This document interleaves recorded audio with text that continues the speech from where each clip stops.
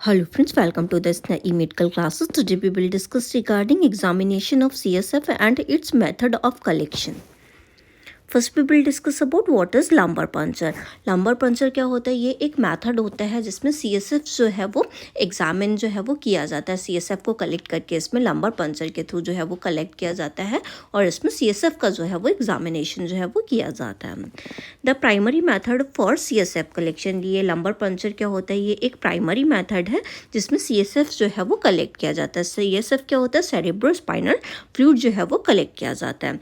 It involves inserting a needle into subarachnoid space into the lower spine. इसमें क्या किया जाता है? एक निडल जो होती है वो सबएरेक्टिनोइड स्पेसेस जो होते हैं लोअर स्पाइंस में, उसमें जो है वो निडल को प्रिक किया जाता है और सीएसएफ को जो है वो कलेक्ट किया जाता है। CSF obtained through lumbar puncture is suitable for various analysis. CSF जो है ये लंबर पंचर के थ्रू जो है वो किया जाता है। इसके लिए हम वेरियस एग्जामिनेशन जो है वो किए जाते हैं। ठीक है, ये सारे एग्जामिनेशन के लिए जो भी अगर सीएसएफ के जिसमें भी रिक्वायरमेंट है, ये जो लंबर पंचर जो मेथड होता है सारे उसके लिए जो है वो सुटेबल रहता है। नेक्स्ट हम बात करेंगे सीएसएफ को जो एग्जामिन कर रहे हैं उसके जो साइड जो है वो लंबर पंचर करने की वो क्या होती है। The ideal insertion point of the spinal leader should be either in the interspinous area between L4 and L5 and और L3 और L4। जो साइड रहती है जो स्पाइन नीडल को जो प्रिक कर रहे हैं सबएरेक्टिनोइड स्पेसेस में, वो जो अप्रोप्रिएट साइड रहती है, ठीक है, इंटरस्पाइनस रीजन्स के अंदर वो कहाँ रहती है, इसको हम L4 या L5 के बीच में करते हैं या फिर L3 और L4 के बीच में जो है वो सबएरेक्टिनोइड स्पेस में जो है वो निडल को प्रिक किया जाता है। Using these landmark will avoid intervertent damage to the conus medullaris which typically terminate at L1।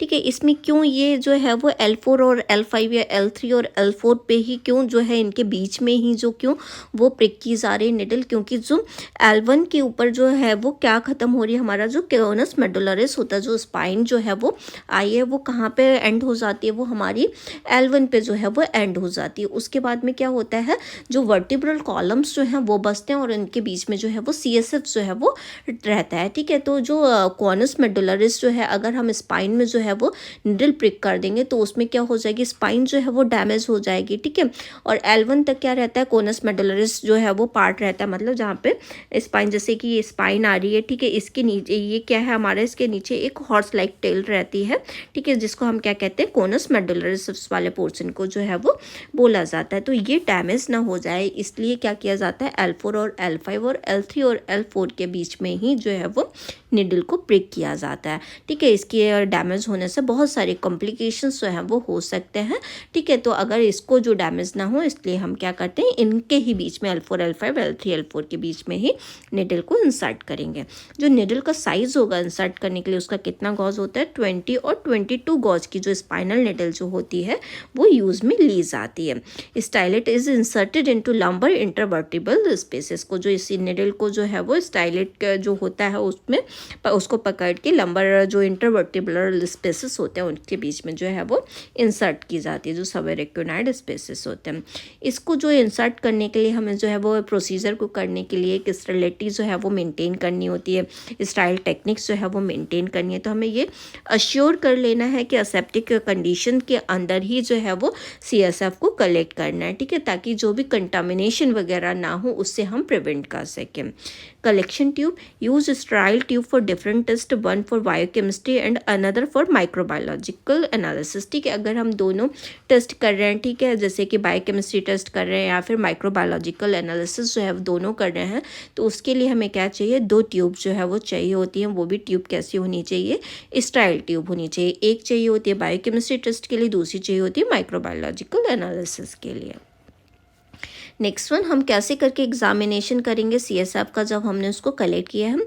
तो फर्स्ट उसका ग्राम स्टेनिंग जो है वो किया जाता है। पहले तो हमने कलेक्ट कर लिया, उसको हम स्टेनिंग कराते हैं, सीएसएफ को विजुलाइज करते हैं, उसमें कोई भी बैक्टीरिया वगैरह जो है, बैक्टीरिया किस टाइप का जो है वो प्रेजेंट है, ग्राम पॉजिटिव हो रहा है, ग्राम नेगेटिव हो रहा है, उसको हम एनालिसिस करेंगे।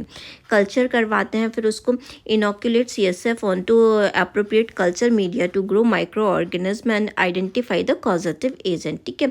इसको कल्चर सेंसिटिविटी जो कल्चर टेस्ट होता है वो कराया जाता है, उसमें CSF का जो है वो एग्जामिन करते हैं कि उसमें कौन सा जो है वो बैक्टीरिया किस तरीके का जो है कॉजेटिव एजेंट जो है वो क्या है, ठीक है। बैक्टीरिया जो है वो क्या, उसका टाइप क्या है, कौन से उसका है, स्टेफाइलोकोकस है, स्टेफाइलोस ऑरियस हो रहा है, ठीक है, कोकस हो रहा है, जिस टाइप का भी है उस टाइप का हम एग्जामिन करते हैं। फिर उसमें सेल्स जो है वो काउंट की जाती है।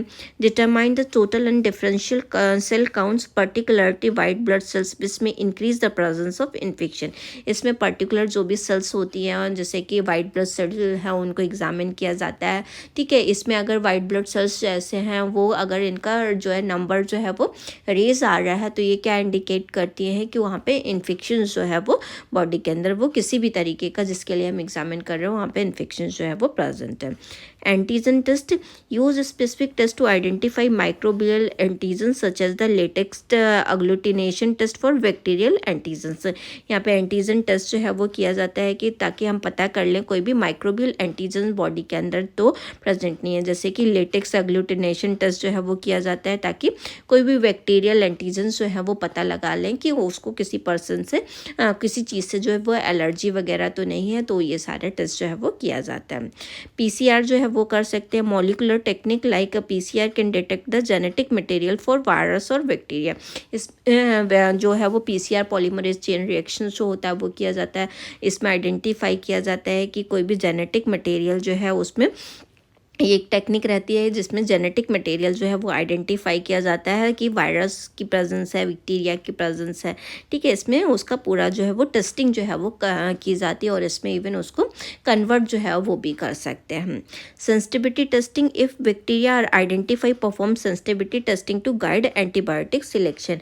अगर बैक्टीरिया पता चल जाता है यहाँ तक हमें, ठीक है, कि क्या जो है वायरस था, बैक्टीरिया था, उसके अकॉर्डिंग जो है वो सेंसिटिविटी टेस्ट कराते हैं उसको आइडेंटिफिकेशन होने के बाद में, ताकि कोई भी जो प्रिस्क्राइब्ड मेडिकेशन हो, एंटीबायोटिक देनी है, क्या ड्रग्स जो है वो हमें देनी है, क्या सुटेबल ड्रग्स हैं उनका हम कर सके, इसलिए हम सेंसिटिविटी टेस्ट भी करते हैं।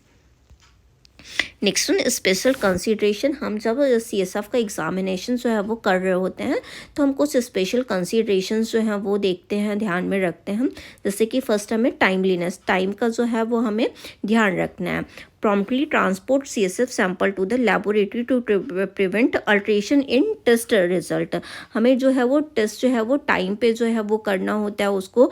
हमें कोई भी ऐसा नहीं है कि बहुत कर लिया उसके बाद में जो है वो हम रखे रहे, उसको हमने लैब में भेजा ही नहीं, ठीक है। तो हमें टेस्ट रिपोर्ट जो है वो टाइम पे चाहिए होती है। अल्ट्रेशन जो है वो कुछ ऐसा ना हो जाए, तो इन सारी चीज़ों के कॉम्प्लिकेशन जो है उनको प्रिवेंट करने के लिए जो टेस्ट जो है वो हमें टाइम पे भेज देना होता है और हमें उसको टाइम पे ही करना होता है।